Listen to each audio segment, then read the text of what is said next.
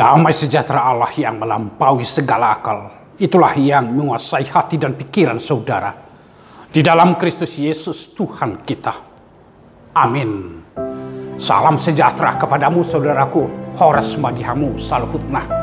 Naskotbah firman Tuhan yang menyapa kita di minggu hari ini dari kitab Yesaya pasal 55 ayat 10 sampai ayat 13 dikatakan begini saudaraku, sebab seperti hujan dan salju turun dari langit dan tidak kembali ke situ, melainkan mengairi bumi, membuatnya subur dan menumbuhkan tumbuh-tumbuhan, memberikan benih kepada penabur dan roti kepada orang yang mau makan. Demikianlah firmanku yang keluar dari mulutku, ia tidak akan kembali kepadaku dengan sia-sia, tetapi ia akan melaksanakan apa yang ku kehendaki dan akan berhasil dalam apa yang kusuruhkan kepadanya. Sungguh kamu akan berangkat dengan sukacita dan akan dihantarkan dengan damai. Gunung-gunung serta bukit-bukit akan bergembira dan bersorak-sorai di depanmu, dan segala pohon-pohon di padang akan bertepuk tangan. Sebagai ganti semak duri akan tumbuh pohon sanobar, dan sebagai ganti kecubung akan tumbuh pohon murad. Dan itu akan terjadi sebagai kemasyhuran bagi Tuhan, sebagai tanda abadi yang tidak akan lenyap. Demikian saudaraku pembacaan firman Tuhan. Setelah mendengarkan firman ini, hati saya digerakkan untuk bersukacita dan bersorak-sorai. Setelah mendengarkan firman ini, saya memahami dan mengetahui bahwa hidup ini bukanlah milik saya, tetapi sesungguhnya adalah milik dan kepunyaan Allah, saudara-saudaraku. Dan saya meyakini, karena Tuhan sang pemilik kehidupan ini, maka Tuhan akan selalu ada di tengah-tengah saya dan selalu beserta dengan saya, saudara-saudaraku. Itulah sukacita abadi, sukacita lestari dalam kehidupan, bahwa saya melalui mata iman percaya saya, Tuhan tidak pernah membiarkan saya hidup dengan sendiri di tengah-tengah bumi ini, saudara-saudaraku. Kepada bangsa Israel yang berada di dalam pembuangan Babel, saudara-saudaraku, mereka begitu hidup di dalam penderitaan yang sangat dan pergumulan, tidak ada kebebasan. Mereka hidup di dalam keputusasaan, hilang pengharapan. Bahkan mereka sudah jatuh kepada satu titik nadir yang paling rendah, melihat kehidupan ini secara apatis. Tidak ada lagi gunanya. Karena apa? Karena mereka sudah hidup di dalam pembuangan, berada di dalam kekuasaan bangsa lain, sehingga mereka melihat masa depan itu tidak akan ada lagi. Sudah selesai masa depan itu.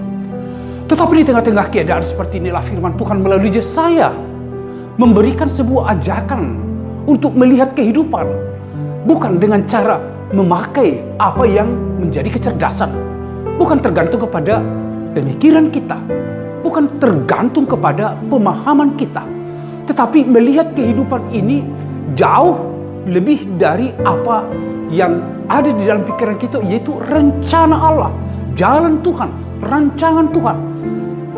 Jalan Tuhan, rancangan Tuhan di dalam kehidupan ini, saudaraku, selalu memberikan satu solusi, memberikan akhir, yaitu keselamatan itu. Itulah yang disampaikan oleh Tuhan kepada bangsa Israel. Karena rancanganku bukanlah rancanganmu, jalanku bukanlah jalanmu. Jalan kita barangkali sudah buntu, saudara-saudaraku. Rancangan kita barangkali sudah tertutup, saudara-saudaraku. Tetapi Tuhan tidaklah demikian. Tuhan selalu memberikan kita sebuah masa depan itu, memberikan kita satu keyakinan dan kepastian akan hidup di dalam dan bersama dengan Tuhan. Oleh karena itu dikatakan di dalam firman ini, sebab seperti hujan dan salju turun dari langit. Ini, saudara-saudaraku, adalah gambaran bagaimana kalau Tuhan sudah berfirman, firman itu akan terjadi dan terlaksana dan tidak akan pernah tinggal atau tidak pernah, saudara-saudara, kembali dengan sia-sia. Hujan yang turun dari langit, salju yang ada, saudara-saudaraku, akan mengaliri bumi. Hujan itu akan menumbuhkan sebuah tanaman yang subur, saudara-saudaraku, dan dengan demikian berbuah, menghasilkan. Dengan demikian, orang yang berada di dalam pemikiran yang sudah gersang tentang melihat masa depan. Tetapi firman Tuhan mengatakan, aku akan menyertaimu sampai akhir zaman. Dan itu akan terjadi, saudara-saudaraku. Kalau Tuhan sudah berfirman bahwa aku akan menyelamatkan umatku, karena saya sudah mendengarkan teriakan minta tolong mereka supaya mereka diselamatkan, itu akan terjadi, saudara-saudara. Keselamatan itu akan terjadi. Sehingga dengan demikian orientasi kita, pemikiran kita bukan lagi pada hal-hal yang terjadi pada masa kini. Bukan lagi ditentukan oleh peristiwa yang terjadi, tetapi di setiap peristiwa iman kita yang menentukan, saudara-saudaraku. Karena firman Tuhan itu nyata, janji Tuhan itu terlaksana dengan nyata di dalam kehidupan. Tidak akan pernah kembali dengan sia-sia kalau Tuhan sudah berfirman, saudara-saudaraku. Sehingga apa, saudara-saudaraku? Yakini, percaya akan firman Tuhan itu. Aminkan di dalam kehidupan. Firman itu akan terlaksana di dalam kehidupan. Janji Tuhan tidak pernah kembali dengan sia-sia, tetapi itu akan terlaksana di dalam kehidupan kita, saudara-saudaraku. Sungguh kamu akan berangkat dengan sukacita dan akan dihantarkan dengan damai. Ini adalah janji Allah kepada bangsa Israel yang berada di dalam pembuangan. Karena mereka harus kembali kepada tanah mereka. Harus kembali ke kampung mereka. Di mana di sana tidak ada lagi penindasan. Di mana tidak ada lagi kekuasaan yang menguasai kehidupan mereka selain daripada Tuhan. Mereka akan diberikan keselamatan itu, saudara-saudaraku. Karena itu Tuhan berinisiatif untuk menghantar mereka dengan sukacita. Mereka akan berada di dalam damai sejahtera. Bahkan dikatakan gunung-gunung dan bukit-bukit juga, saudara-saudaraku, akan bergembira dan bersorak-sorai di depanmu. Ini sebagai simbol dari sukacita yang kita terima dari Tuhan. Bahwa kalau Tuhan sudah memberikan sukacita itu, semua akan bersorak-sorai. Bahwa ketika Tuhan sudah menyatakan janjinya, firman-Nya terlaksana dalam kehidupan, semua makhluk akan bersukacita.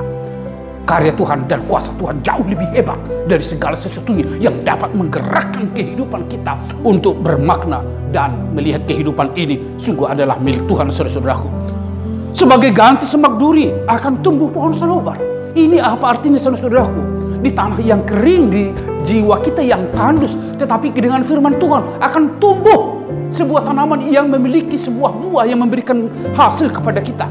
Sebagai ganti kecubung akan tumbuh pohon mural, dan itu akan terjadi sebagai kemasyhuran bagi Tuhan. Artinya apa? Hingga pada sekarang Tuhan itu yang bekerja di dalam kehidupan setiap orang percaya. Dan kepada setiap orang yang percaya itu masa depan dan keselamatan itu akan diberikan. Itu nyata saudara-saudaraku, di dalam Yesus Kristus Tuhan kita. Dia sudah hadir bersama dengan kita. Dia mati untuk menebus dosa-dosa kita, saudara-saudaraku. Dia bangkit untuk memastikan bahwa kehidupan kita bukan berakhir di dalam kematian, tetapi di dalam kebangkitan bersama dengan Tuhan. Itulah janji Allah. Hingga sekarang itu terjadi dan bahkan sampai selama-lamanya akan terjadi di dalam kehidupan kita, saudaraku. Apa pesan firman Tuhan ini kepada kita, saudaraku? Jangan hilang harapanmu. Jangan berputus asa di dalam kehidupanmu. Barangkali dalam pikiran kita tidak ada lagi jalan keluar, tetapi Tuhan mengatakan jalan dan pikiran bukanlah pikiranku. Di dalam Tuhan selalu ada jalan keluar.